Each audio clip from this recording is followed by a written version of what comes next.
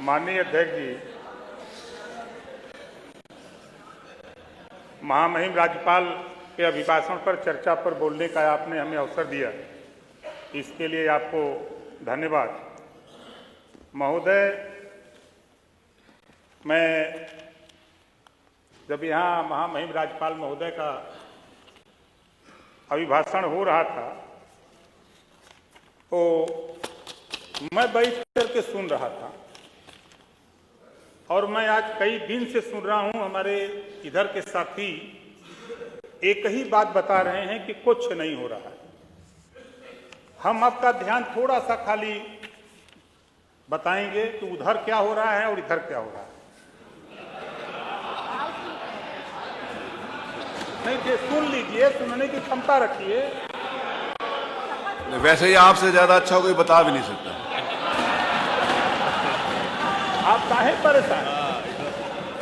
माननीय अध्यक्ष जी, चिंता नहीं हमें उनकी, उन्हें चिंता हमारी है।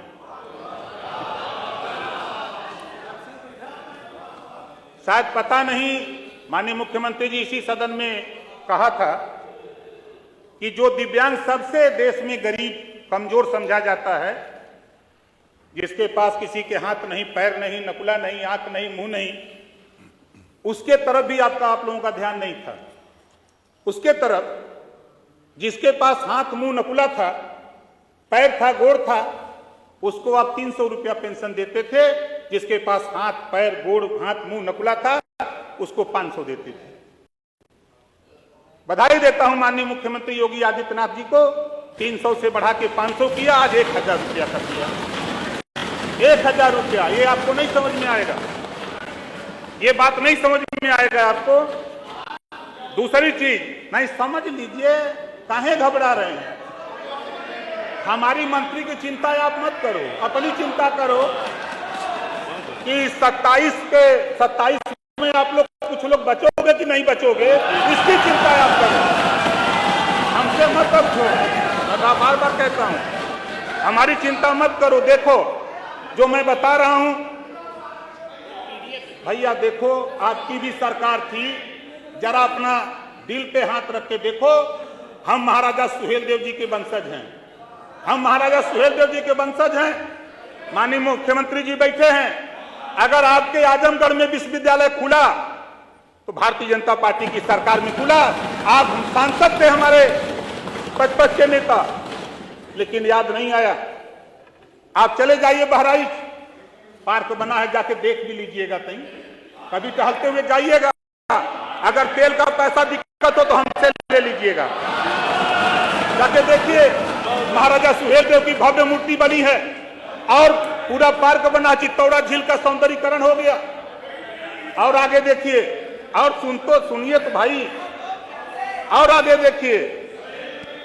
ये लोग भाई देखिए, माननीय अध्यक्ष जी जरा व्यवस्था दीजिए। माननीय अध्यक्ष जी जरा व्यवस्था। इधर की सरकार नकल से, अवधेश जी, सब नकल रहित परीक्षा कराना चाहती थी।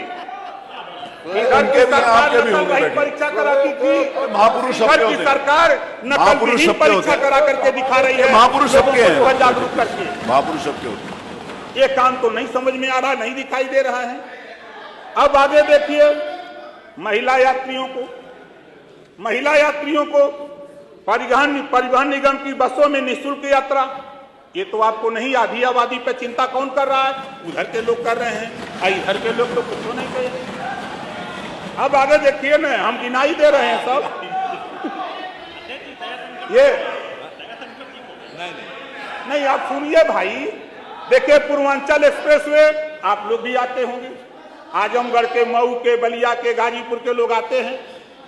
आप सही काम का उसका, अब आपके नेता ने अगर आगरा एक्सप्रेसवे बनाया, भाई सुनो, देखो आप बोल रहे थे तो मैं नहीं बोला।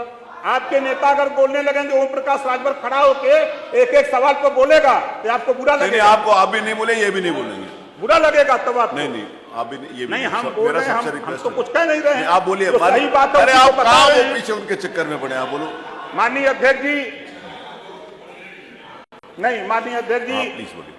ये पीडीए बहुत चिल्ला रहे हैं। अभी हमारे साथी आशीष पटेल जी बोल रहे, मंत्री जी, कौन कोई तो उनके ऊपर देखिए, आप इशारा लोग था। नहीं हमारे बोलिए, माननीय संजय निषाद जी बोल रहे थे तो बड़ा इशारा था पीडीए का काम तो इधर हो रहा है भाई। मैं इतिहास मैं देखिए मैं पढ़ा हूं। माननीय अध्यक्ष जी, आपसे निवेदन करूंगा कि जितना समय कांग्रेस को दिया उतना समय हमको भी दीजिए। नहीं, हम आपसे अनुरोध कर रहे हैं। नहीं, सबको देना है। आप नहीं, हमारी बात माननीय पूरा हो जाए। नहीं, आप खत्म देखिए, करिए। नहीं, बात आई है पीडीए की, इस नाते मैं कह रहा हूँ। नहीं, माननीय संसदीय कार्य आप मंत्री अपनी जरा बात सीधा करिए। कहिए। आप इधर उधर के चक्कर में देखिए, मत रहिए। आप अपनी सपा बात करिए, सरकार ने उतना ही समय है। सपा सरकार ने अपने कार्यकाल में पिछड़ा वर्ग विभाग को औसतन 1300 करोड़ रुपया प्रतिवर्ष छात्रवृत्ति के लिए बजट देते रहे। और इधर होता क्या था कि 15 लाख बच्चे 15 लाख छात्र छात्रवृत्ति से वंचित रह जाते थे। और इधर क्या हुआ है? जस्ट दुगुना 2400 करोड़ से अधिक प्रतिवर्ष रुपया देकर 7 वर्षों में औसतन 25 लाख से अधिक बच्चों को छात्रवृत्ति मिल रही है। ये काम इधर हो रहा है और आप पीडीए की बात कर रहे हैं। किस पीडीए की बात कर रहे हैं? जब आपके पास पावर था पिछड़ों को हक देने की बात, तब आपको याद नहीं आई? ओम प्रकाश राजभर जी का आज आप बात कर रहे हैं।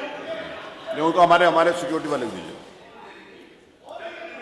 उधर से सिक्योरिटी वाले जाके ले ले फोन।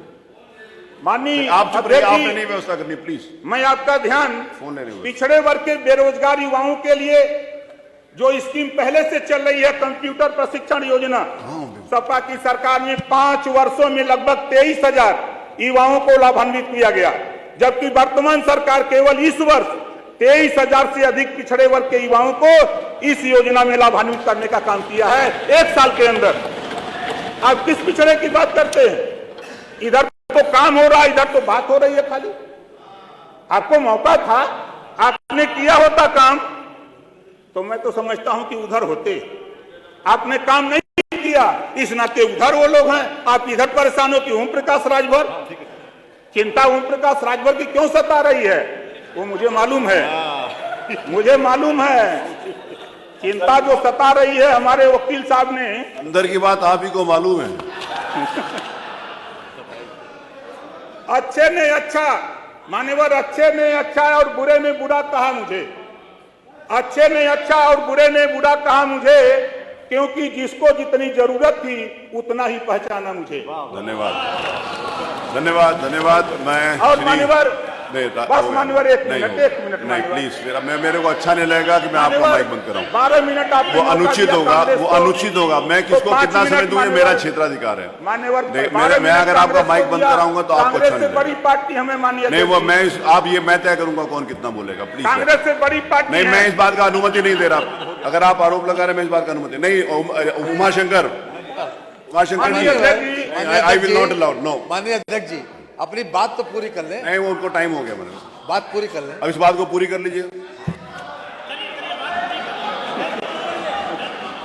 माननीय अध्यक्ष जी, जब हम लोग, एक सुझाव हमारा है महामहिम राज्यपाल के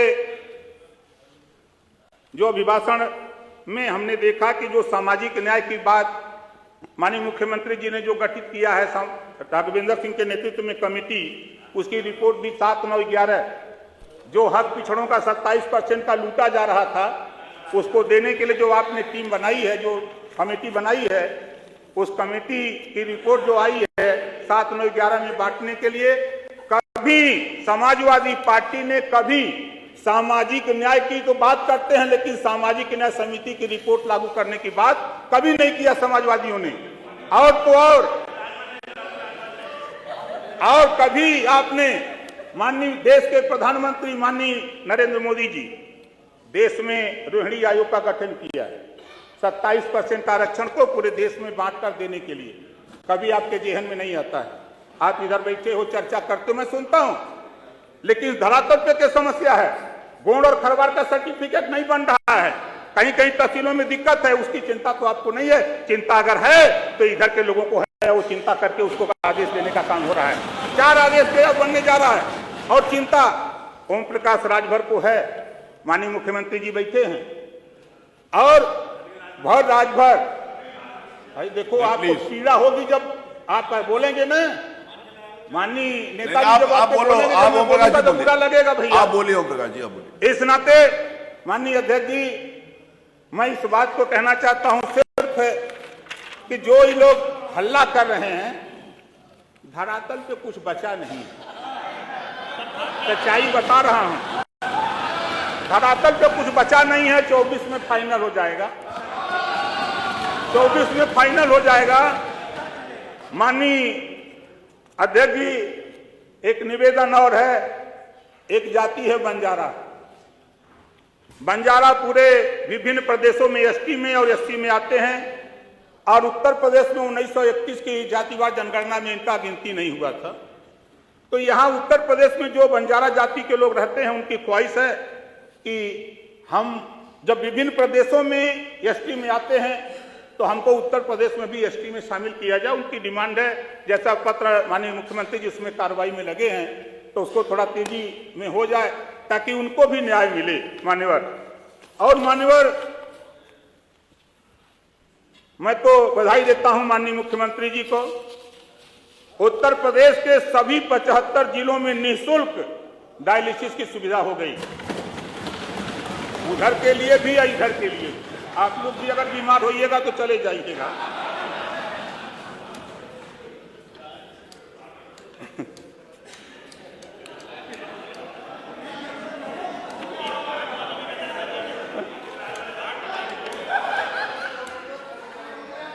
नहीं, धन्यवाद।